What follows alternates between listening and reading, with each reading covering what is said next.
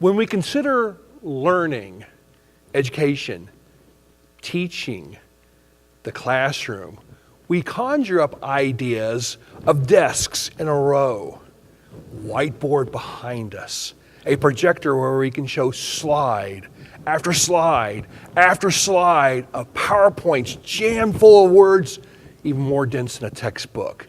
But I'm here to tell you, our classrooms are much more than that.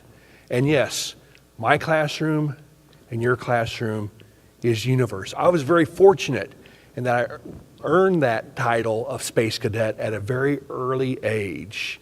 In fact, it was a nickname my parents gave to me without telling me about it. They told me later on when I had earned my doctorate that I was truly a space cadet. But I was also fortunate I grew up in a time when things were happening around me, the space program. When I was in first grade, my teacher rolled in a TV set and said, "Today, boys and girls, we're going to watch America launch their first astronaut, Alan Shepard." A simple 15-minute flight. But here this little 7-year-old got charged up about space, went home and started talking about space and how cool it was and how excited he was about it. And his parents just looked at him like, where did this weird kid come from? How could he be interested in space? We have no interest in science, yet our son has this interest all of a sudden in space. I talked so much about it, they decided to buy me for that Christmas my first telescope. A toy telescope they had to save money for. They didn't know what they were buying. Yet, that telescope opened up a brand new classroom for me. It was so poor I could barely see the moon through it. My mom would often regale stories later on in life about how she was afraid I'd freeze going outside looking up. But that was my universe. That was my classroom, was looking up and just studying the moon and seeing how the telescope worked and having little friends come over and look to the telescope with me. But yet my parents couldn't figure me out. Space program continued and I kept clippings of everything that happened. And my dad brought home a cardboard box, a big one, so I could build a little spacecraft to fly along with John Glenn in February of 1962. And I met John Glenn a little bit later on in life when he was a senator, and I had the honor, absolutely the honor, of spending time with John and Annie Glenn, his wife, when they toured the Science Center I directed. And I'm going to tell you, you talk about humble people, but wonderful. And I told Glenn, I said, I got interested in space because of you. And he said, so did I. So it was kind of an interesting comment. Again, things happened in my universe that continued to direct me. When I was in third grade, our class went to the Jacksonville Children's Museum, and I was interested in all these nice little exhibits, dioramas and things that would be kind of considered boring today. And at the very end of our tour, we went to this domed room that had this odd-looking thing in the center that squirted out light and showed stars. It was my classroom. It was the planetarium. I was absolutely fascinated by what I saw above me. I thought, oh my gosh, the heavens. And it's funny because when we finished that up, of course, you have to go to the gift shop before lunch. And there was all sorts of cool toys. And yes, we even had cool science toys back then. But off in a corner, I found a little bowl full of little chips of rocks from space. Meteorites. And in fact, I still have that first meteorite I spent my milk money on. I went home and told my parents, I bought a meteorite with my milk money. They said, boy, we've got a weird one here, don't we? But that kind of launched me into a career about space. And I kept talking about the planetarium, so again, my parents saved money. And for Christmas that year, they bought me a little toy planetarium. So then my bedroom, ceiling and walls, became my planetarium, my classroom, my universe. So I would go in and I started learning about mythology. Not pure science, but mythology about constellations and star patterns and what people saw up there. It was wonderful. I learned about Orion the Hunter and the stars in Orion. I learned about how the Muslims had named certain stars in Orion, like Betelgeuse, which means, by the way, armpit, if you're curious there. And I learned all about the mythology there. Then I got a chance to go outside and look up. Now in those days, we weren't quite as technologically advanced, so we didn't have as many street lights. So you could see stars from your home. And I'd go out and I could find Orion the Hunter, and I saw this grand cloud arching across the sky. It was the Milky Way. And that's something that most Americans have never seen because we all live in these urban settings. Well, I think the way to sum it up is a wonderful poem that's written by Ralph Hogston. I stood and stared. The sky was lit. The sky was stars all over it. I stood, I knew not why, without a wish, without a will. I stood upon that silent hill and stared into the sky until my eyes were blind with stars, and still I stared into the sky. And that described that kid back then, described that kid now. Well, again, things continue to happen in my universe, in my classroom. My parents told me about a bright comet I may be able to see. So I went out in 1965 and saw a comet, AST1002, great sun grazer. I thought, oh, all comets are like this. They're big and they're bright and they stretch across the sky and are incredible and beautiful. Well, alas, they're not. We learned some lessons about a year ago from a comet named Ison. It was supposed to be the comet of all comets, even brighter than AST1002. And as it got close to the sun, Ison fell apart and became a dud.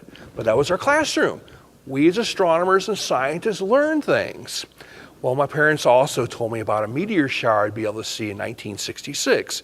And it was supposed to peak at like 4 o'clock in the morning. They were a little reluctant, but they said, why don't you go out and look at the Leonids?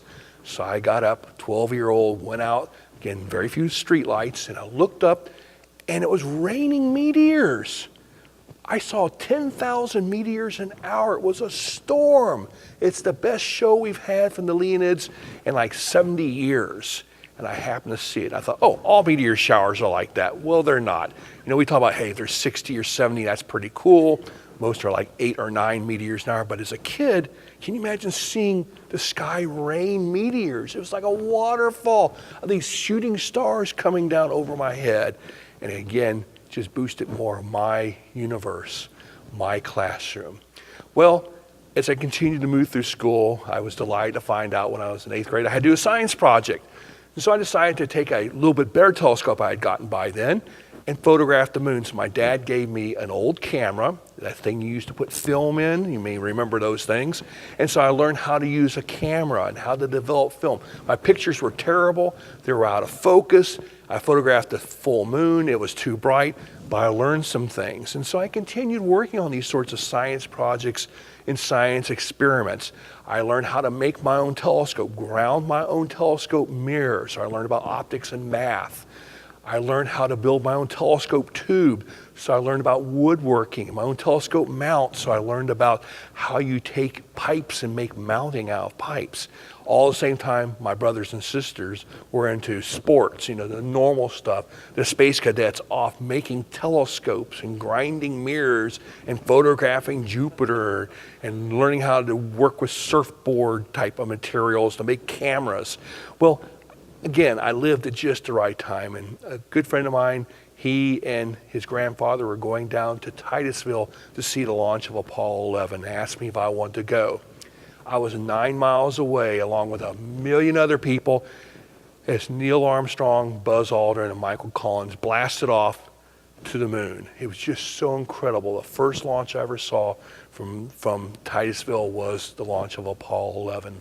Watching those three begin that journey in July of 1969 was really one of those highlights. And those of us who are alive can never forget those ghostly images on TV as Neil Armstrong came down that ladder and stepped onto the moon. It was just an incredible, incredible experience. I was so elated, I got the courage to say to my dad, hey, what if I build an observatory in our backyard? He said yes, and he said, I want to build a bigger tool house so you can have my tool house and do whatever you need to do to convert it, to make it your observatory, put your telescope in. So I took the roof loose, which is kind of strange, especially in Florida with hurricanes, made the roof where you can roll it off the side and put a telescope in it, and it became like the neighborhood clubhouse. Parents and their kids would stop by and say, hey, is Mike going to look at the stars tonight? Is he going to look at the moon tonight? So it became like a stopping place for others and their classroom, their universe. So it was kind of fun to watch this happen as I just was enjoying the night sky and learning how to use my telescope and finishing up high school. Well, another event happened that really did change a lot of my perspective of the universe. In March of 1970, there was a total solar eclipse that was visible in Waycross, Georgia. So I asked my parents, can I take the car and a couple friends and a telescope and camera and drive up to Waycross to watch the eclipse? They said, fine. Well, the weather wasn't real good, so I was learning a little bit about meteorology, and then all of a sudden, this black shadow came racing across the sky, and above me was this beautiful solar corona, or the crown of the sun. I could not believe what I was seeing. It was incredible, and 18 eclipses later, it's still incredible. Every one of them have been different, and you have a chance for your universe to include an eclipse, because in 2017, we have an eclipse that passes just north of here in Charleston, South Carolina. You can see the eclipse line. It starts in Oregon and goes to the Midwest on out to sea. Be there. You know, another thing that often people love looking at is Saturn. You know, they look through the telescope and they see Saturn. They always say, is that real? That can't be. I see these rings and this just can't be real. It's got to be something that's fake. Come on now. Well, I will tell you, it's a real treat. And I can imagine being some of the earlier astronomers like Galileo thought they were the ears of Saturn, or Dutch astronomer Christian Huygens talked about the waters in the gas giant planets being frozen up. This is a mere 350 years ago. We didn't have the equipment at that time. He didn't have the equipment to know what was out there, but yet he was able to kind of think about what it would be. And 350 years ago, he talked about what we now know about these moons. Speaking about moons, I was a freshman at a local junior college by the name of Florida Junior College, and there was a total lunar eclipse at 4 o'clock in the morning. So several of my friends and I got together to observe it. Unfortunately, my neighbor across the street called the police because she thought I was looking in her window. So the police arrived, and guess what? They were now looking at the eclipse with us. And more police cars started showing up because all these officers want to see the eclipse. Well, the Apollo program began to end, and I continued my work through school, and I really wanted to be an astronomer, an astronaut. The shuttle would not fly for a number of years, and becoming an astronomer was a little bit more difficult because of all the push during the 1960s. So I decided to go into teaching. And it was something I just absolutely loved. I loved sharing about the universe, and I would get out and do demonstrations, and I've loved teaching. Teaching high school, teaching informal science, teaching in college, because it's just something that I have a passion to share my little piece of the universe with so many other students and so many others who have that interest. Well, I went to graduate school, and I ended up getting a doctorate in astronomy and science education, but I went back to that little meteorite. I was very interested in studying meteorites and cratering, and have traveled around the world and done that sort of research. And the neat thing about being a meteoriticist is you get to go to some unusual places like the South Pole. I led an expedition there in 2005 looking for Antarctic meteorites, and got a whole new appreciation for searches as well as what real cold weather is like. And by the way, it is really cold. I did a little shift in my own personal universe in that I decided to try informal science education. I accepted a job as a director of Chabot Space and Science Center in Oakland, California, led the effort to build a new facility. But the exciting thing was Oakland is such a diverse area, and we got a chance just to bring kids in who'd never even seen a redwood tree. Wasn't trying to make astronomers or astronauts out of them, but just say, this is cool stuff. You can do this if you want to. Even though I never got a chance to fly the shuttle, I have a lot of friends who have, and I've been down to the Cape for launches. And I tell you what, space exploration is something that many of you in this audience will get an opportunity to do.